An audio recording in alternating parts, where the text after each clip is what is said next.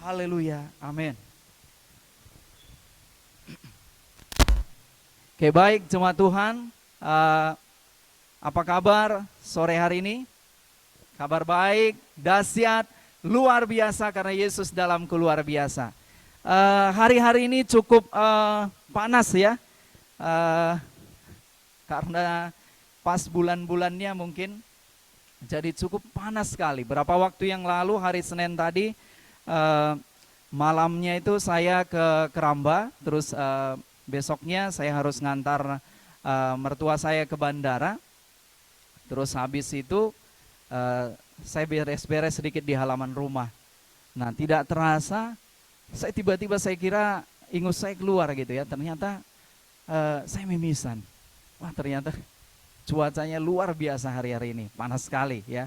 Makanya penting bagi kita hari-hari ini kita boleh terus jaga kesehatan kita, jaga stamina kita ya, karena hari-hari ini ya mungkin bukan hari-hari yang baik ya, tapi hari-hari yang tidak baik ya, tapi saat kita ada di dalam Tuhan, saya percaya ada hal-hal yang baik yang boleh Tuhan nyatakan dalam seluruh kehidupan kita. Amin.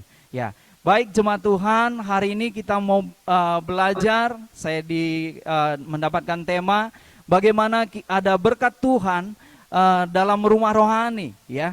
Ada berkat Tuhan saat kita tertanam di dalam rumah rohani ya. Beberapa seminggu yang lalu kita sudah memperingati kematian dan kebangkitan Tuhan Yesus ya. Kematian Tuhan Yesus berbicara tentang bagaimana Tuhan rindu supaya segala kehidupan kita yang lama itu boleh dimatikan bersama-sama dengan Dia. Sama seperti waktu kita baptisan, ya, bagaimana kita ditenggelamkan, bagaimana kehidupan kita yang lama itu ditenggelamkan. Dan kebangkitan Tuhan Yesus berbicara bahwa Tuhan rindu supaya semua kita boleh mengalami kehidupan, boleh mengalami kemenangan. Kita tidak menjadi pribadi-pribadi yang terkutuk, kita tidak menjadi pribadi-pribadi yang mengalami kematian, kemerosotan. Tapi Tuhan rindu supaya seluruh jemaat Tuhan, orang-orang yang hidup di dalam Tuhan, orang-orang yang menerima Kristus sebagai Tuhan, mengalami kehidupan. Amin. Semua kita di sini sudah mengalami kehidupan, amin. Semua kita sudah menerima Tuhan Yesus sebagai juru selamat secara pribadi. Boleh dilambaikan yang belum menerima Tuhan Yesus sebagai juru selamat secara pribadi. Adakah di tempat ini? Oke, puji Tuhan, semuanya sudah menerima Tuhan Yesus sebagai Tuhan dan juru selamat secara pribadi. Berarti pas hari ini kita mau belajar bagaimana ada berkat Tuhan saat kita tertanam di dalam rumah rohani. Ya. Pertama saya mau sampaikan kepada jemaat Tuhan, apa itu rumah rohani?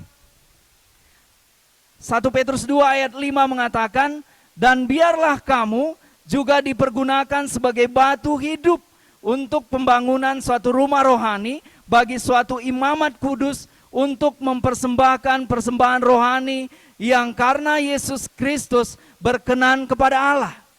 Saya mau sampaikan yang pertama bahwa setiap orang yang sudah terima Yesus sebagai Tuhan dan Juru Selamat dia secara pribadi, dia adalah batu-batu hidup. Dipakai oleh Tuhan untuk pembangunan rumah rohani. Ya, Tuhan rindu supaya batu-batu yang hidup ini boleh bergerak bersama-sama untuk mengerjakan apa yang menjadi rencana Tuhan yang besar. Semua kita di sini adalah batu-batu yang hidup saat Kristus tinggal di dalam seluruh kehidupan kita. Berikutnya dikatakan bahwa kita ini adalah imamat kudus untuk mempersembahkan persembahan rohani yang karena Yesus Kristus berkenan kepada kita. Saya mau sampaikan batu hidup, ya, rumah rohani tidak berbicara tentang gedung atau bangunan, tetapi berbicara tentang kumpulan orang-orang percaya yang sudah ditebus dan dikuduskan oleh darah Kristus. Kita di sini dibilang rumah rohani bukan berarti kalau seandainya kita memiliki tempat ibadah yang besar, yang megah. Sekalipun mungkin hari-hari ini kita melihat banyak orang-orang yang sedang berjuang juga untuk membangun suatu tempat ibadah yang besar. Tapi Tuhan menyampaikan bahwa rumah rohani tidak berbicara hanya gedungnya. Tapi rumah rohani ada berbicara tentang pribadi-pribadi yang sudah dipulihkan oleh Kristus. Kita melihat bagaimana Salomo, Raja Daud mendapatkan suatu yang diberikan oleh Tuhan bahwa dia ditetapkan untuk membangun bait Allah. Sekalipun pada waktu itu dia belum membangun bait Allah. Dia cuma membangun pondok Daud atau kemah Daud. Dia membangun pondok Daud. Dia belum membangun bait Allah yang megah. Tapi yang mengerjakan itu adalah anaknya Salomo. Dan bagaimana kita lihat apa yang terjadi di dalam bait Allah. Ada hal-hal yang luar biasa yang Tuhan kerjakan saat Allah hadir di dalam bait Allah. Hari ini Bapak Ibu Saudara-saudariku, saya mau sampaikan bahwa rumah rohani tidak berbicara lagi tentang bait Allah yang megah. Tapi rumah rohani adalah diri saya, diri Bapak Ibu semuanya. Kita semuanya adalah pribadi-pribadi bagaimana tempat kediaman Allah atas diri kita. Dan Tuhan, saya mau sampaikan bahwa semua kita adalah bait-bait Allah, dan Tuhan rindu kita menjadi satu rumah rohani. Dan kita saling hidup di sana, saling menolong, saling membangun, saling menopang satu yang lain dengan yang lainnya di dalam satu rumah rohani. Jadi kalau kita hari ini sekalipun belum kita punya gedung, tapi kita ini adalah rumah rohani. Kenapa? Karena kita adalah kumpulan orang-orang percaya yang sudah ditebus oleh darah Yesus Kristus. Ya. Dan apa yang Tuhan rindukan atas yang pertama tadi saya sampaikan tentang batu hidup. Yang kedua adalah untuk mempersembahkan persembahan rohani. Tuhan rindu supaya setiap bait kudus yang sudah ditebus oleh Yesus, Dia rindu supaya kita mempersembahkan persembahan rohani. Saya tuliskan di sini bahwa Tuhan mengkehendaki setiap orang yang sudah ditebus supaya mempersembahkan persembahan rohani. Persembahan seperti apa yang Tuhan inginkan dari setiap umat, dari setiap orang yang sudah ditebus itu. Persembahan yang seperti apa? Apakah persembahan yang berupa materi yang kita kasih menjadi persembahan syukur kita? Atau mungkin kita mempersembahkan waktu kita menyanyi dengan suara yang nyaring, suara yang bagus. Apakah itu persembahan yang Tuhan kehendaki? Saya bilang itu tidak salah Bapak Ibu Saudara-saudariku. Tapi lebih daripada itu, Tuhan mau supaya kita mempersembahkan persembahan seluruh kehidupan kita. Di dalam seluruh aspek kehidupan kita. Kita boleh menjadi penyembah-penyembah. Kita boleh menjadi worship setiap hari dalam seluruh kehidupan kita. Apapun yang kita lakukan, kita sedang menyembah kepada Tuhan. Pelajar-pelajar menyembah saat dia belajar dengan baik, bertanggung jawab dalam pelajaran dia, menjadi orang-orang yang unggul di dalam pelajar-pelajar. Dia sedang menjadi penyembah-penyembah yang benar di hadapan Tuhan. Dia tidak hanya menyembah, memberikan persembahan kepada Tuhan saat dia memberikan kepada kantong persembahan. Dia tidak menyembah waktu dia mungkin menyanyi worship kepada Tuhan. Tapi Tuhan rindu dalam seluruh aspek kehidupan kita. Kita boleh menyembah Tuhan. Bagaimana kita melayani pasangan kita. Bagaimana kita melayani orang-orang yang ada di rumah. Kita sedang menaikkan suatu penyembahan kepada Tuhan. Kita sedang memberikan worship kita kepada Tuhan. Dan saya melihat itu adalah suatu penyembahan yang berkenan di hadirat Tuhan. Saya hari-hari ini sedang belajar, sedang dilatih oleh Tuhan sebagai seorang keluarga, sebagai bapak di dalam rumah tangga. Dikatakan bahwa kasihilah istrimu baik dalam kondisi susah maupun kondisi senang. Hari-hari ini saya sedang diperhadapkan oleh Tuhan. Pada waktu kondisi istri saya tidak bisa melakukan apa-apa. Ya. Maaf kata, kadang-kadang di waktu dia buang air besar pun di kamar mandi, saya harus mendampingi dia di sana. Dan selama ini mungkin saya tidak pernah melakukan itu. Tapi di sini saya melihat bagaimana Tuhan mengajar saya mengasihi pasangan, tidak hanya waktu saya ucapkan di dalam janji nikah, tidak hanya sekedar kata-kata, tapi hari ini Tuhan mau mengajar saya untuk mempraktekkan apa yang saya ucapkan di dalam janji nikah. Mengasihi pasangan dalam kondisi apapun juga. Ya. Dan saya melihat, saya melakukan semuanya itu menjadi suatu penyembahan saya kepada Tuhan. Itu menjadi suatu worship saya kepada Tuhan. Dan saya tahu bahwa penyembahan tidak hanya berbicara waktu saya memberikan persembahan ke kantong persembahan. Penyembahan tidak berbicara tentang waktu saya menyanyi kepada Tuhan. tapi penyembahan saya bagaimana kehidupan saya hari lepas hari bersama-sama dengan keluarga, hari lepas hari bersama-sama dengan orang-orang di sekeliling saya. Saya melihat waktu Tuhan diingatkan, kita memahami, kita menangkap, kita sudah diperlengkapi juga semua Bapak Ibu Saudara-saudariku. Kita melihat waktu kita bekerja, pekerjaan kita bukan pekerjaan utama, tapi pekerjaan utama kita adalah mencari dan menyelamatkan jiwa yang terhilang.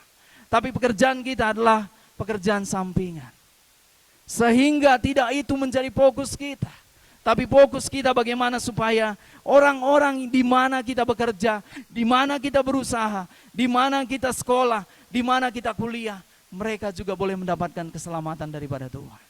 Itu yang menjadi penyembahan, itu yang menjadi kerinduan Tuhan. Sehingga setiap hari mahasiswa-mahasiswa juga seperti itu. Ada berdiri di kampus, saya percaya bahwa Tuhan panggil untuk menjadi mahasiswa yang terbaik. Tapi di samping daripada itu, Tuhan rindu juga kita melihat jiwa-jiwa yang belum mengenal Tuhan. Sehingga kita tidak hanya melewati setiap tahun kita memperingati bagaimana Yesus mati atas kita, Yesus bangkit atas kita. Tapi ada orang-orang di sekeliling kita mungkin hari ini, mereka masih menangis, menantikan, mencari-cari jalan yang lurus. Dan Tuhan rindu supaya kita melakukan apa yang menjadi kehendak Tuhan. Di Komsel Profesi kemarin saya sudah sampaikan juga waktu kami komsel bagaimana apa yang Tuhan rindukan. Ya, saya melihat, saya diwahyukan oleh Tuhan tentang Maria Magdalena waktu dia melihat kubur Yesus kosong. Dan waktu dia bertemu dengan Yesus, apa yang Tuhan Yesus katakan kepada Maria Magdalena? Ceritakan apa yang kau lihat hari ini kepada murid-muridku dan kepada saudara-saudaraku. Hari-hari ini Bapak Ibu Saudara-saudariku, mungkin kita sudah mengalami kebaikan, kedahsyatan Tuhan dalam kehidupan kita. Tuhan rindu supaya kita juga boleh menceritakan. Itu yang saya mau sampaikan yang kedua Bapak Ibu Saudara-saudariku. Bahwa Tuhan rindu, katakan tadi, mempersembahkan persembahan rohani. Biarlah dalam seluruh aspek hidup kita, kita sedang memberikan suatu persembahan rohani. Sebagai seorang istri mungkin waktu masak, waktu merapikan rumah, waktu melayani anak-anak, semuanya mempersiapkan sarapan. Melihat itu adalah satu penyembahan, worship, sehingga memberikan yang terbaik buat Tuhan. Kita tidak sedang melihat, wah sekalipun mungkin anak-anak kita, pasangan kita menjengkelkan. Tapi kita melihat bahwa ini adalah sedang penyembahan saya buat Tuhan, worship saya buat Tuhan. Sehingga Tuhan rindu melalui gerejanya, melalui umatnya, ada suatu penyembahan-penyembahan yang luar biasa. Yang berikutnya Bapak Ibu Saudara-saudariku, saya mau sampaikan bahwa ada berkat di dalam rumah rohani. Saya mengikut Tuhan, saya lahir baru di tahun 95 dan tahun 98 saya balik lagi ke Bandung. Di situ saya muridkan dan saya bertumbuh dalam kejemaatan ini, Gereja GKKD. Dan saya melihat bagaimana Tuhan bekerja secara luar biasa dalam kehidupan saya. Ada hal-hal yang Tuhan kerjakan, ada berkat-berkat yang tadinya orang yang tidak ada artinya, yang tadinya mungkin menjadi masalah buat keluarga, yang tadinya mungkin menjadi sesuatu yang memalukan bagi keluarga. Tapi di dalam rumah rohani, Tuhan bentuk, Tuhan proses, Tuhan ubahkan hari lepas hari. Sehingga ada hal-hal yang luar biasa yang saya rasakan Tuhan kerjakan dalam kehidupan saya secara pribadi. Saya mau sampaikan dalam Efesus 2 ayat 22. Saya bacakan buat seluruh jemaat Tuhan. Di dalam Dia, kamu juga turut dibangun menjadi tempat kediaman Allah di dalam roh. Saya mau sampaikan bahwa setiap kita adalah tempat kediaman Allah. Amin. Kita menyadari bahwa Allah diam, Allah tinggal di dalam seluruh kehidupan kita. Pencipta langit dan bumi, Allah semesta ini tinggal di dalam kehidupan kita. Sehingga tidak ada lagi suatu ketakutan, kegentaran harusnya dalam kita menjalani kehidupan kita. Berapa waktu yang lalu saya melihat video tentang Tuhan Yesus waktu dia ada di Danau Galilea. Dan mereka ada gelombang dan angin topan, sehingga begitu murid-murid ketakutan. Mereka tidak sadar bahwa ada Yesus di dalam perahu itu. Sering sekali juga kita seperti itu Bapak Ibu Saudara-saudariku. Ada kegoncangan-kegoncangan terjadi dalam kehidupan kita. Ada ketakutan-ketakutan terjadi dalam kehidupan kita. Ada kekhawatiran-kekhawatiran terjadi dalam kehidupan kita. Kita tidak sadar bahwa sebenarnya ada Yesus pencipta langit dan bumi, ada bersama-sama dengan kita. Sehingga apa yang dilakukan oleh Yesus, dia katakan jangan gentar, jangan takut. Aku ada di dalam. Kalau hari ini ada ketakutan-ketakutan tentang masa depan, katakan bahwa ada Yesus bersama-sama dengan saya. Ada Yesus yang sudah menentukan, yang memegang hari depan yang penuh dengan harapan dalam hidup saya. Ada hal-hal yang mungkin kita tidak pernah terpikirkan. Saya pernah di Jakarta pada waktu saya lulus, keliling ke sana kemari. Mungkin tidak sejauh di Banjarmasin ya. Jadi naik turun bus untuk mengirim lamaran. Dan berpuluh-puluh lamaran saya send, banyak juga kadang-kadang nggak ada panggilan. Kadang ada panggilan dan tidak ada ini. Sempat satu titik saya, Tuhan, seperti apa masa depan saya? Terkadang tidak bisa dipungkiri Bapak Ibu Saudara-saudariku. Ada ketakutan-ketakutan, ada kegentaran-kegentaran. Sampai mungkin pernah saya sampaikan, ibu saya bilang ada bengkel angkot di sebelah rumah kami. Sampaikan, udah kamu ikut aja di bengkel angkot itu, ngapain kah di situ? Betul orang Karo juga pemilik bengkel itu. Bersih-bersih ban kah apakah? Kamu bantu-bantu di sana. Tapi dalam hati saya bahwa ada sesuatu yang Tuhan sediakan, yang Tuhan siapkan dalam kehidupan saya. Bahkan yang dia sampaikan, udah kita pulang aja sudah. Tapi saya bilang bahwa tidak. Terkadang ada kekhawatiran-kekhawatiran, ada ketakutan-ketakutan terjadi dalam kehidupan kita. Tapi saat kita tinggal di dalam rumah rohani, Bapak Ibu Saudara-saudariku, yang pertama saya mau sampaikan, di dalam rumah rohani kita mengalami kelahiran baru dan mengenal Kristus. Berkat di dalam rumah rohani tidak hanya berbicara tentang berkat materi, tapi ada berkat-berkat yang lain. Belum tentu orang yang memiliki rumah banyak, memiliki mobil banyak, memiliki segala sesuatunya, hidupnya tenang, hidupnya damai. Tapi kalau dia tidak memiliki Kristus, pasti ada ketakutan-ketakutan terjadi dalam kehidupan dia. Mungkin dia takut nanti gimana kalau seandainya hartaku berkurang, bagaimana kalau seandainya nanti usahaku tidak seperti sekarang lagi, sehingga mungkin malam dia tidak bisa tidur. Tapi kita mungkin dengan hidup yang sederhana, mungkin jam 10 malam juga kita sudah tidur. Karena kita percaya ada hal-hal yang luar biasa yang Tuhan sediakan, dan tujuan kita bukan seperti apa yang sedang dikejar oleh dunia ini. Kita boleh diberkati untuk diberkati, tapi bukan itu adalah yang utama. Yang ini terjadi dalam rumah rohani, saudara-saudariku. Saya merasakan bahwa kita mengalami kelahiran baru, mengenal Kristus. Sama seperti seorang anak lahir di dalam rumah. Dia lahir di dalam rumah, ya. Ada kelahiran anak. Dan kita juga dilahirkan di dalam rumah rohani. Kalau seandainya seorang anak lahir di dalam rumah saya, kira-kira dia bertumbuh di rumah Pak Horas atau di rumah saya? Kalau rumah Pak Horas berarti saya titip di rumah Pak Horas. Tapi kalau anak saya, selama saya masih bisa, saya buat dia bertumbuh di dalam rumah saya. Yang kedua saya katakan bahwa di dalam rumah rohani kita bertumbuh.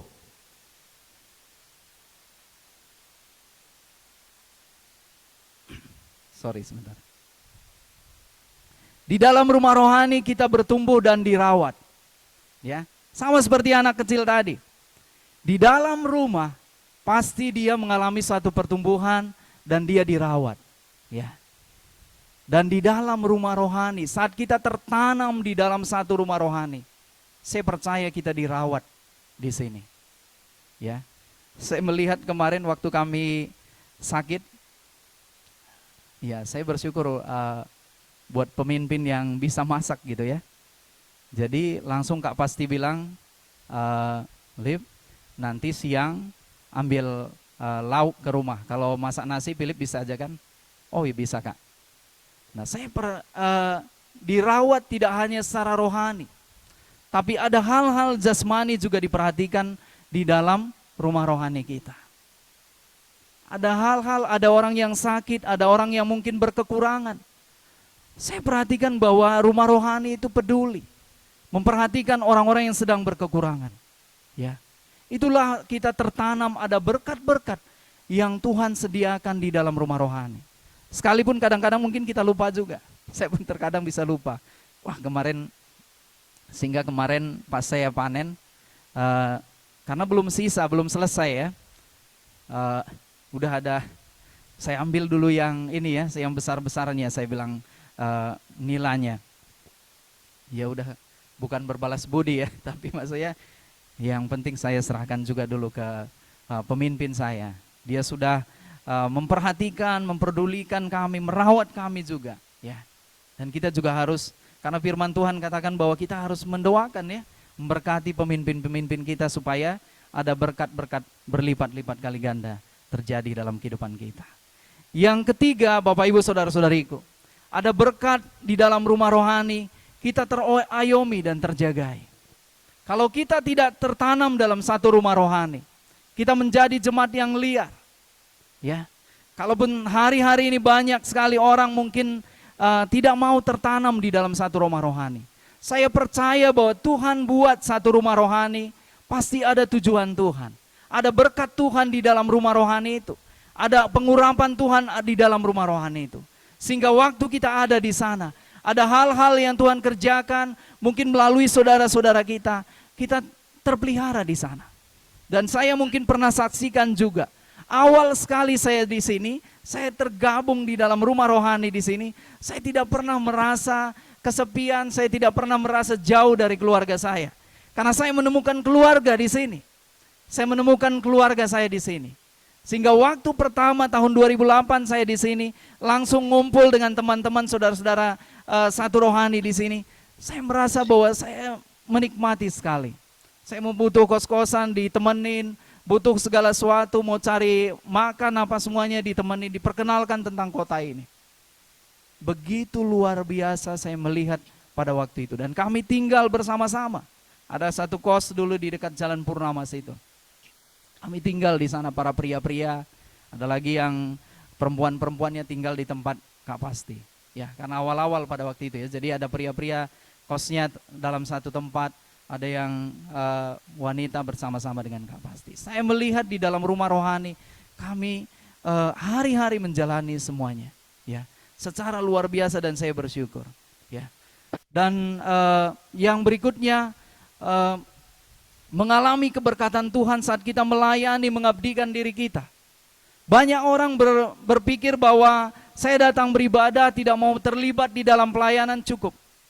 Tapi saya mau sampaikan Bapak Ibu Saudara-saudariku, di dalam pelayanan, di dalam kita melibatkan diri kita di dalam pelayanan, kita juga sedang mengalami suatu keberkatan Tuhan. Kita sedang diproses, kita sedang dilatih, yang tadinya mungkin kita seorang yang temperamen, yang tadinya mungkin kita seorang egois, yang tadinya kita mungkin tidak peduli dengan permasalahan orang lain. Tapi waktu kita memberi diri kita terlibat dalam satu pelayanan, mulai kita empati terhadap orang-orang di sekitar kita. Kita melihat bagaimana persiapan mereka. Saya melihat teman-teman helps itu luar biasa, kadang jam 2 kurang mereka sudah siap-siap. Sehingga saya juga belajar bagaimana berempati terhadap saudara-saudara ini. Ya. Sekalipun mungkin saya berpikir saya masih muda terus, ya, masih sama aja dengan Ferry, ya, dengan siapa, Naila, ya. Saya pikir energi saya masih sama juga dengan mereka. Ya, saya tidak memandang bahwa saya lebih senior dari Naila dan Ferry, tidak. Tapi kita sama-sama di sini. Saya belajar merendahkan diri juga. Ya, sekalipun mungkin saya bilang tadi mulai dari 2008 saya sudah bersama-sama dengan kejemaatan Tuhan di sini. Ya. Dan waktu kita memberi diri kita untuk melayani bersama-sama, ada berkat-berkat yang luar biasa. Bukan kita keluar dari diri kita, tapi waktu kita investasikan diri kita, ada berkat-berkat yang Tuhan sediakan buat setiap kita. Yang berikutnya Bapak Ibu Saudara-saudariku, sampai kita mencapai hasil akhir, yaitu reproduksi rohani. Itulah goal dan tujuan daripada Tuhan, bagaimana supaya setiap orang-orang percaya, bagaimana supaya orang-orang yang sudah ditebus oleh Tuhan tadi, dia tidak hanya berfokus kepada dirinya sendiri, mengalami kelahiran baru, sehingga dia terus bertumbuh di dalam Tuhan, dan dia juga sampai pada titik dipercayakan untuk menjadi bereproduksi, melahirkan keturunan-keturunan rohani. Bersyukur Bapak Ibu Saudara-saudariku, di kecamatan kita sedang dibangun dalam satu pemuritan. Saya melihat bagaimana kita dilatih semuanya menjadi gembala-gembala, kita dilatih menjadi pemimpin-pemimpin. Kalau seandainya kita tidak dilatih pemuritan mulai dari satu orang, waktu kita dipercayakan menjadi pemimpin mungkin banyak orang, kita kelabakan. Sama seperti Raja Daud, dia sudah terlatih waktu dia menggembalakan 2-3 ekor kambing domba. Sehingga waktu dia dipercayakan untuk memimpin bangsa Israel yang besar, dia tidak kelabakan. Dia hanya melihat bagaimana kekuatan Tuhan ada bersama-sama dengan dia. Ini yang harus kita syukuri, bagaimana waktu kita tertanam di dalam rumah rohani ini, kita dilatih dan kita dibentuk semuanya untuk menjadi pembimbing-pembimbing, pelatih-pelatih untuk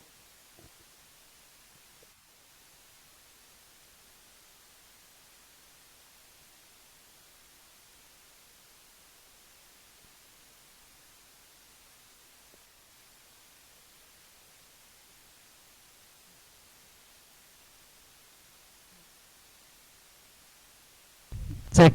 Ya, baik, terima kasih. Berkat dalam rumah rohani yang berikutnya di Efesus 2 ayat 19 sampai 20. Saya akan bacakan buat setiap kita. Demikian kamu bukan lagi orang asing dan pendatang, melainkan kawan sewarga dari orang-orang kudus dan anggota-anggota kerajaan Allah yang dibangun di atas dasar para rasul dan para nabi, dengan Kristus Yesus sebagai batu penjuru. Ya. Setiap kita Bapak Ibu Saudara-saudariku dibangun, dikatakan bahwa kita bukan lagi orang-orang asing dan pendatang. Semua kita di sini adalah bagian kawan sewarga, orang-orang kudus, anggota keluarga Allah di tempat ini. Coba senggol kiri kanannya. Katakan, kamu anggota keluarga Allah. Apa ada yang belum merasa? Amin. Ya. Dikatakan bahwa kita dibangun di atas dasar para rasul dan para nabi. Ada satu perlengkapan, ada suatu pengajaran yang diberikan oleh para rasul dan para nabi. Di dalam kejemaatan ini, kita dinasehati. Kita kadang berpikir bahwa waktu kita dinasehati, ngapain sih orang-orang ini terlalu ngurusin pribadi saya. Pada waktu istri saya masih kos, istri saya pernah cerita ada satu teman kos dia di kosan itu. Dia bilang, Mbak, gereja di mana? Oh, gereja di sini. Oh, yang selalu diurusin pribadinya itu ya. Saya bilang, yang ditangkap adalah hanya mengurusin pribadinya. Tapi saya melihat Bapak Ibu Saudara-saudariku, waktu kita diurusin pribadi kita, terjagai enggak kita? Terjagai. Saya melihat satu waktu, karena di Bandung dulu saya dapat suatu pengajaran, kalau seandainya kita berkunjung ke kosan saudari atau saudara, pastikan kalau seandainya pintunya terbuka, sehingga kita tidak terpancing untuk melakukan hal-hal. Nah, satu waktu karena kami kos bersama-sama dengan saudara, nah istri saya pada waktu itu mantan pacar saya lah ya, berkunjung ke kosan saya, dan saudara ini langsung lapor ke pembimbing kami. Itu mereka itu masuk ke dalam kamar kos. Nah, sehingga pembimbing saya langsung datangin saya, tegur saya. Nana masuk ini kah? Kamar kosmu kah? Oh iya mas, tapi buka pintu kok. Oh iya, jangan lagi ya. Oh iya, udah, terima kasih. Saya melihat bahwa waktu kita dinasehati, kita dijagai Bapak Ibu Saudara-saudariku. Kalau kami mungkin memberontak pada waktu itu, kami tidak tahu apa juga yang terjadi. Sering sekali kita merasa bahwa waktu kita dinasehati, waktu kita ditegur, bahwa kita sedang dipersulit atau dipersusah. Tapi sebenarnya orang-orang ini adalah sedang menjagai kita, supaya ada hal-hal yang luar biasa boleh terjadi dalam kehidupan kita.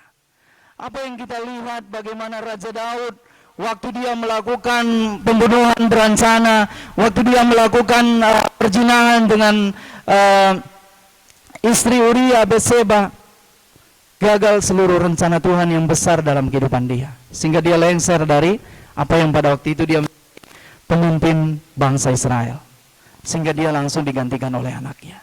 Ya. Dan ada nasihat-nasihat, ada teguran-teguran, ada makanan-makanan yang diberikan di dalam rumah rohani. Sama halnya waktu anak kita ada di dalam rumah.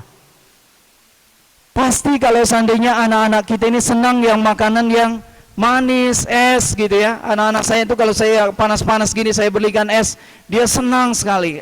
Terus kalau minuman-minuman yang yang soda itu dia senang sekali.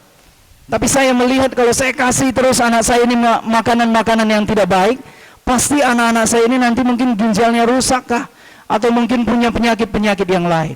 Seorang bapak, seorang orang tua di dalam rumah, pasti dia memikirkan kesehatan, pertumbuhan daripada anak ini. Bisa juga mungkin kita dalam membangun kehidupan kita, kita mungkin bisa makan kesana kemari, Bapak Ibu Saudara-saudariku. Kita makan mungkin makanan-makanan, junk food, apa semuanya, kita puas-puasin semuanya. Tapi apakah itu? Tapi kalau di rumah mungkin disediakan tahu tempe, sayur bening, ya, yang sehat-sehat mungkin disediakan di rumah. Tapi di luar pengennya yang enak-enak, sehingga lebih memilih makanan yang enak. Padahal orang tua maunya supaya kita tumbuh dan sehat. Demikian halnya di dalam rumah rohani. Terkadang orang tua rohani kita menegur, menasihati kita, menyampaikan kebenaran firman Tuhan. Tujuannya adalah bagaimana supaya kita bertumbuh dan kita terjagai, sehingga nanti masuk ke dalam satu pernikahan kudus, mungkin kita akan bersyukur, Bang, Kak, makasih ya saya sudah dinasehati pada waktu itu. Sekalipun mungkin saya bebal pada waktu itu, tapi saya bersyukur kalau seandainya saya tidak ikutin nasihat kakak dan abang, mungkin saya nggak tahu kehidupan saya. Saya mau sampaikan saudariku, ya, kepada saudara-saudari, ya, jagalah kekudusan, jagalah. Kalau seandainya kita sedang membangun satu hubungan hari ini, jagalah itu. Kalau seandainya kita sudah serahkan kepada calon kita atau pacar kita sebelum kita diberkati, pasti waktu kita masuk ke dalam pernikahan, dia tidak akan menghargai kita lagi. Dia akan melihat bahwa sebelum kita masuk ke dalam pernikahan kudus, kita sudah menyerahkan semuanya kepada dia. Jangan dibilang bahwa dia sampaikan, buktikan cintamu, buktikan sayangmu, sehingga kita tidak sadar, oke kak, oke bang, saya serahkan semuanya kepadamu. Tapi pastikan waktu kita masuk ke dalam satu pernikahan nanti, dia tidak akan pernah lagi menghargai kita. Dia tidak akan melihat bahwa dia mendapatkan sesuatu yang dia nantikan, impikan selama ini, sesuatu yang berharga. Tapi sebelum masuk ke dalam pernikahan kudus, dia sudah mendapatkan itu, sehingga dia tidak akan menghargai kita. Mungkin dia akan melakukan hal yang sama waktu kita nanti menikah. Makanya kita bersyukur waktu kita ada di dalam rumah rohani, kita dinasehati, kita dijagai, ya. Kita disampaikan, ditegur. Ada hal-hal pribadi kita mungkin dinasehati, mungkin masalah hal-hal pribadi kita dinasehati. Saya bersyukur beberapa waktu yang lalu, waktu mertua saya ada di sini. Mertua saya satu waktu dia belanja dengan anak kami ke Sia, pergi ke pasar dekat rumah kami, belanja, pulang-pulang habis 250. Apa yang dibeli oleh ibu nih hanya di pasar kecil seperti ini? Banyak dia beli, pokoknya tadi mungkin ketemu di pasar dia senang sekali, dia bawa semuanya ke rumah. Dan terkadang kalau kebanyakan kan pasti busuk ya, tidak termasak semuanya. Nah, pelan-pelan dengan bahasa-bahasa yang nyaman saya sampaikan ke ibu, Bu, kami diajari di sini mengelola keuangan, ya, kami diajari. Dan saya sampaikan, dan kami melatih, ada budget hanya 100.000 Bu, untuk belanja dapur, kami habiskan itu 2 hari. Dan mulai ibu itu merenung. Dan di awal-awal bagi dia itu mungkin suatu yang berat. Bahkan dia nasihati saya. Bagi saya, Philip, kalau seandainya saya dapat uang itu, ya harus dihabiskan, harus dibagi-bagi supaya nanti kita diberkati oleh Tuhan lagi. Jadi mungkin saya tidak menyalahkan gereja di mana orang tua kami berjemaat, mungkin tidak terlalu detail diajarkan tentang mengelola keuangan sampai sedetail-detailnya. Tapi kami sampaikan bahwa kami di rumah rohani kami dilatih, diajar detail, Bu. Bahwa kami dilatih bagaimana apa yang kami dapatkan dalam sebulan itu, 10% kami harus kembalikan kepada Tuhan. 10% kami harus tabur, 10% kami harus tabung, dan 30% kami harus investasikan. Apakah itu investasi buat rumah, investasi buat kendaraan, investasi buat sekolah. 40% kami pakai buat kehidupan kami. Dan kami mau belajar, kami mau berlatih. Dan puji Tuhan, pas terakhir mau pulang, dia sampaikan, saya mau terapkan nanti waktu saya pulang di rumah saya. Seperti apa yang kalian terapkan. Jadi terkadang Bapak Ibu Saudara-saudariku, kita melihat di mana kita rumah rohani terlalu detail ngurusin pribadi kita. Kita melihat, wah suka-suka aku dong. Mau saya dapat gaji, mau saya belikan semua baju yang bagus, mau saya belikan semuanya sepatu yang baik, mau saya pergi ke salon mungkin 3 hari sekali. Urusanku toh itu adalah penghasilanku sendiri. Kakak atau abang gak ada urusannya di situ. Mungkin bisa jadi seperti itu yang kita lihat. Tapi di dalam rumah rohani kita dinasehati, kita dibimbing, diarahkan bagaimana mengelola apa yang Tuhan sudah percayakan. Sehingga kita mengalami keberkatan-keberkatan. Sehingga ada masa-masa yang sukar, ada masa-masa yang kesulitan. Mungkin kita kehilangan pekerjaan, mungkin kita sedang sakit, atau mengalami kondisi-kondisi yang tidak baik dalam kehidupan kita. Kita masih punya saving. Kenapa? Karena kita dididik, dilatih bagaimana mengelola keuangan yang baik di dalam rumah rohani. Sehingga terjadilah berkat Tuhan. Ya. Jadi berkat Tuhan di dalam rumah rohani tidak hanya langsung tiba-tiba ada berkatnya. Wah, saya tertanam dalam rumah rohani ini, wah diberkati Tuhan. Enggak seperti itu juga. Ya, berkati secara materi enggak. Tapi ada suatu dan sampai hari ini kami melihat ada pemeliharaan yang luar biasa yang terjadi dalam kehidupan kami. Nah, saya mau sampaikan tentang perumpamaan tentang anak yang hilang, Bapak Ibu Saudara-saudara. Dari Lukas, saya tidak semua, tapi Lukas 15, dengan singkat saya sampaikan bahwa Lukas 15 ayat 20-32. Ya, saya akan bacakan ayat yang ke-20.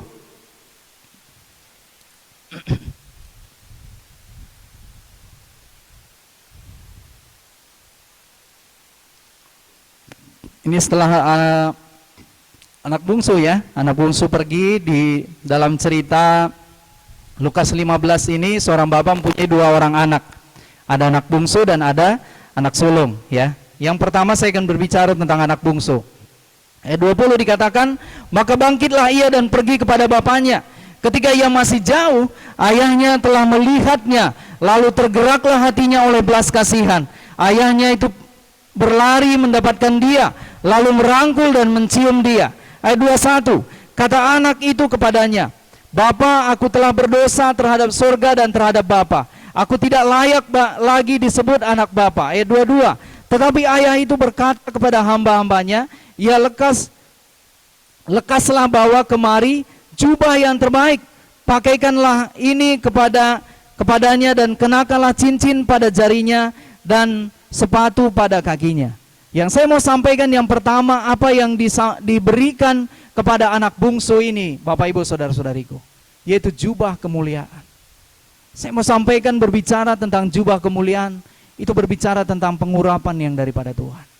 Saat anak bungsu ini kembali ke rumah, saat anak bungsu ini tinggal di dalam rumah rohani, ada jubah kemuliaan diberikan oleh Bapa kepada dia. Saat kita tinggal di dalam rumah rohani, tidak hanya berbicara tentang berkat-berkatnya, tapi ada jubah kemuliaan yang diberikan oleh Bapa kepada setiap kita. Sehingga kita boleh bawa jubah kemuliaan ini memberkati banyak orang. Membawa orang-orang semakin mengenal, semakin diberkati. Yang kedua, saya mau sampaikan apa yang Tuhan nyatakan kepada anak sulung. Saya bacakan ayat 29. Ayat 29 ini berbicara tentang anak sulung. Tetapi ia menjawab ayahnya, katanya, telah bertahun-tahun aku melayani Bapa dan belum pernah aku melanggar perintah Bapa. Tetapi kepada aku belum pernah Bapa memberikan seekor anak kambing untuk bersuka cita dengan sahabat-sahabatku. Ayat 30, tetapi baru saja datang anak Bapa yang telah memboroskan harta kekayaan Bapa bersama-sama dengan pelacur-pelacur, maka Bapa menyembelih anak lembu tambun untuk dia. Ayat 31, kata ayahnya kepadanya, anakku, engkau selalu bersama-sama dengan aku, dan segala kepunyaanku adalah kepunyaanmu. Nah, saya mau sampaikan apa yang Tuhan sampaikan, Bapa sampaikan kepada anak sulung. Dan itu yang Tuhan sampaikan kepada setiap kita, bahwa apa yang dipunyai oleh Bapa, apa yang dipunyai oleh Tuhan, dikatakan bahwa segala kepunyaanku adalah kepunyaanmu. Jadi waktu kita tinggal di dalam satu rumah rohani, ada berkat yang luar biasa yang Tuhan sediakan atas setiap kita. Yang pertama tadi ada jubah kemuliaan yang Tuhan berikan kepada setiap kita waktu kita meninggalkan datang kepada Bapa. Yang kedua adalah apa yang dimiliki oleh Bapa, dia sampaikan itu adalah kepunyaanmu. Sering kita tidak menyadari bahwa segala sesuatu sudah Tuhan berikan, ada janji-janji pemeliharaan daripada Tuhan. Tuhan sudah berikan pada setiap kita. Amin, Bapak Ibu saudara-saudariku, ya. Kita mau terus tinggal tertanam dalam rumah rohani, ada berkat-berkat rohani yang Tuhan sediakan waktu kita tinggal di dalam rumah rohani, ya. Beberapa waktu yang lalu saya melihat, merenungkan kenapa selalu Tuhan membawa bangsa Israel ke tanah Kanaan. Pada waktu itu Tuhan mau memberkati Abraham, Tuhan bawa Abraham ke tanah Kanaan.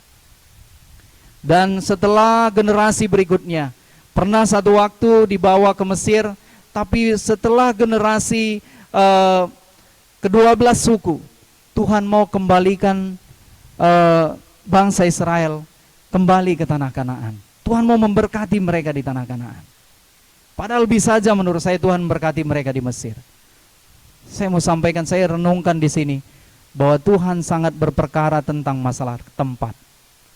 Tuhan sangat berperkara tentang masalah di mana kita mengalami berkat rohani. Tuhan sangat berperkara atas setiap kita. Tuhan sangat berperkara di mana Kanaan kita masing-masing.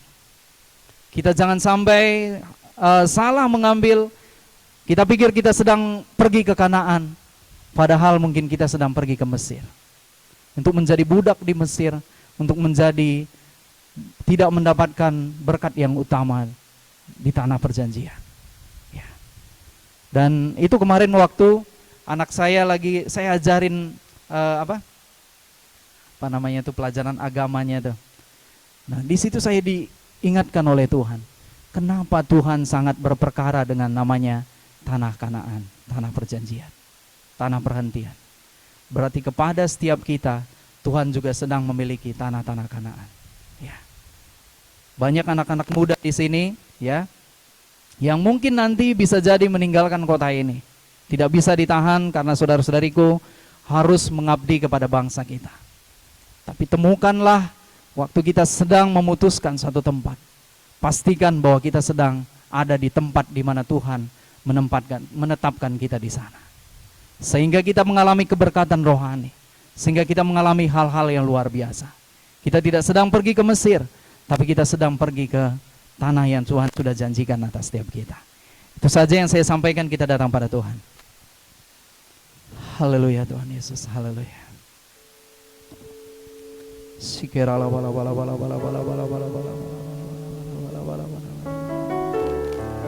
Haleluya. Bapa Surgawi, kami sudah belajar pada sore hari ini bagaimana ada berkat saat kami tertanam di dalam satu rumah rohani. Kami rindu Tuhan, setiap jemaat Tuhan yang ada di tempat ini, bahkan yang ada di rumah-rumah, kami boleh memastikan setiap hidup kami Tuhan, kami boleh tertanam di dalam satu rumah rohani. Karena kami sungguh percaya bahwa ada berkat Tuhan, Tuhan sediakan saat kami tertanam di dalam rumah rohani. Apa yang kami lihat tentang anak bungsu, Waktu dia kembali kepada Bapa, dia kembali kepada rumah rohani, ada jubah kemuliaan yang Tuhan berikan kepada dia. Kami rindu Tuhan, kami tertanam di dalam rumah rohani, ada jubah kemuliaan yang Tuhan berikan atas setiap kami. Ada pengurapan yang luar biasa yang Tuhan berikan atas setiap kami. Tuhan sampaikan kepada anak sulung, bahwa anak sulung, apa yang dimiliki oleh Bapa itu adalah milik dia. Sering sekali kami tidak merasa Tuhan. Sering sekali kami mungkin menjadi orang nomor 2 di dalam rumah rohani kami. Sering sekali mungkin kami melihat orang-orang yang lain lebih terperhatikan, lebih terpedulikan daripada kami. Ada kecemburuan-cemburuan kami mungkin sama seperti anak sulung. Tapi Tuhan menyampaikan kepada kami, apa yang Bapa miliki itu adalah milik kami. Tuhan melimpahkan segala kekuatan atas setiap kami. Tuhan melimpahkan segala sesuatunya kepada kami Tuhan. Dan biarlah sungguh Tuhan, seluruh jemaat Tuhan yang ada di tempat ini, yang di rumah-rumah, kami boleh terus bertumbuh dan terus bertumbuh di dalam pengenalan akan Engkau. Sehingga satu waktu Tuhan, kami boleh menjadi orang-orang yang bereproduksi Tuhan. Karena kami tahu Tuhan, saat kami tinggal di dalam rumah rohani, kami terpelihara, kami terperhatikan, kami terawasi di dalam rumah rohani kami Tuhan.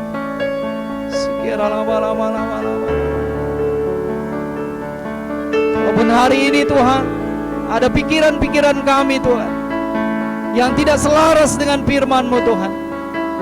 Engkau yang menerangi kami sore hari ini Tuhan, dengan kuasa Roh Kudus-Mu Tuhan, bahwa apa yang dilakukan oleh pembimbing-pembimbing kami, nasihat-nasihat yang diberikan kepada kami Tuhan, kami menerima sama seperti Tuhan sedang menasihati kami.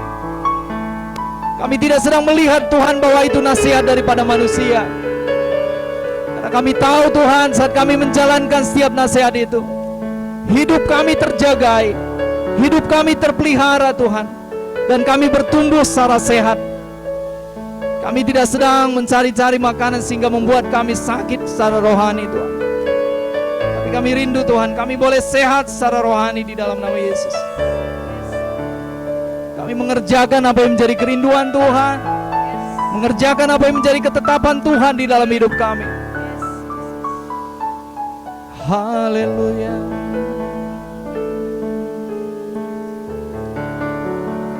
Haleluya.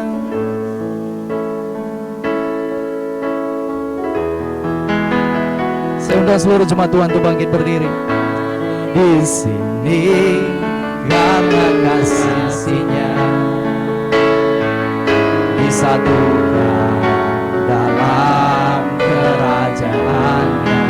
Katakan GKKD, GKKD ada, tinggikan namanya, Yesus Raja segala raja.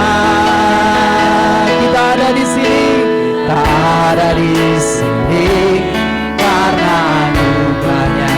Amin. Bersatu hati penuhi panggilan-Nya.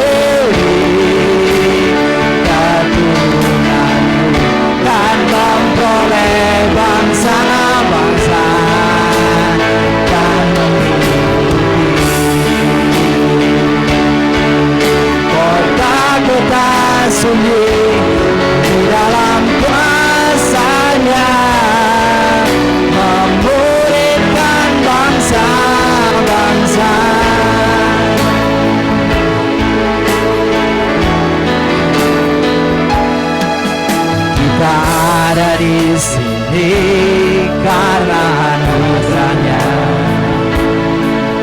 disatukan dalam kerajaannya. GKKD ada, tinggikan namanya, Yesus Raja, segala raja. Kita ada di sini, kita ada di sini karena anugerahnya. Bersatu hati penuhi panggilannya. GKKD ada, penuhi firman-Nya, memuridkan segala bangsa, lapangkanlah tempat kemah,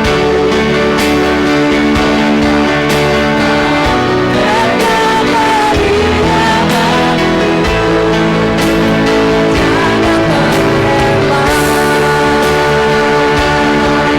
panjangkan tangannya, kau panjangkanlah kepala batu, kau kan mengembang kekanan dan duri, keturunan bukan memperoleh bangsa-bangsa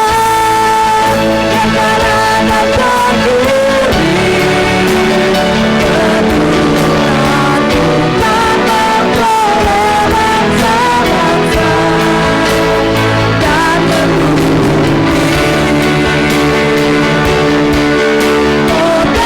kota-kota suci di dalam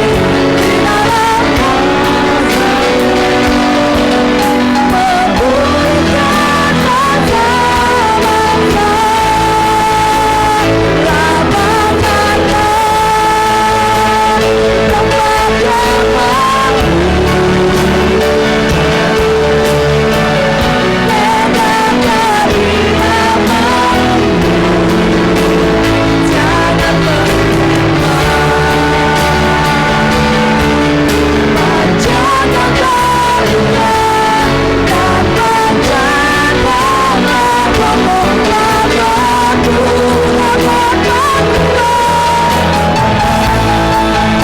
kanan dan ke kiri, keturunan yang memperoleh bangsa-bangsa dan kota-kota suci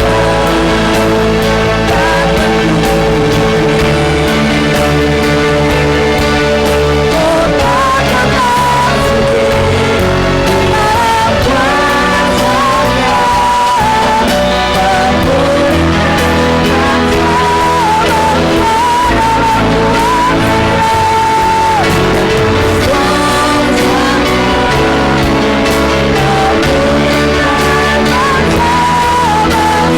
dalam kuasa-Nya, memulihkan bangsa-bangsa di dalam kuasa-Nya, di dalam kuasa-Nya, memulihkan bangsa-bangsa.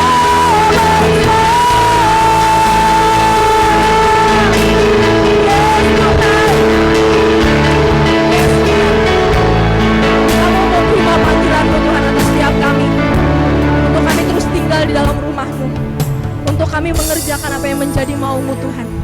Sebab Kau Allah yang punya rancangan yang spesial atas setiap kami, Kau Allah yang punya tujuan yang jelas atas setiap kami. Dan kami mau Tuhan diam di dalam rumah rohani, supaya kami semakin jelas mengerti ya Tuhan, apa yang Tuhan mau kerjakan atas setiap kami. Terima kasih Bapa, kami bersyukur Tuhan buat kebenaran firman-Mu. Ajar terus kami berjalan di dalam tuntunan-Mu Bapa. Sebentar Tuhan kami akan mengumpulkan persembahan kami, persembahan syukur kami, perpuluhan kami, misi kami ya Tuhan. Biar persembahan ini Tuhan boleh dipakai Tuhan untuk perpanjangan tangan-Mu, memberkati lebih banyak lagi jiwa-jiwa, memberkati lebih banyak lagi suku-suku bangsa Tuhan, sehingga benar Tuhan, lebih banyak lagi Tuhan orang yang boleh percaya kepada-Mu. Terima kasih Bapa, kami yang baik, kami bersyukur. Bagi-Mu segala pujian, hormat, kemuliaan dulu sekarang sampai selama-lamanya.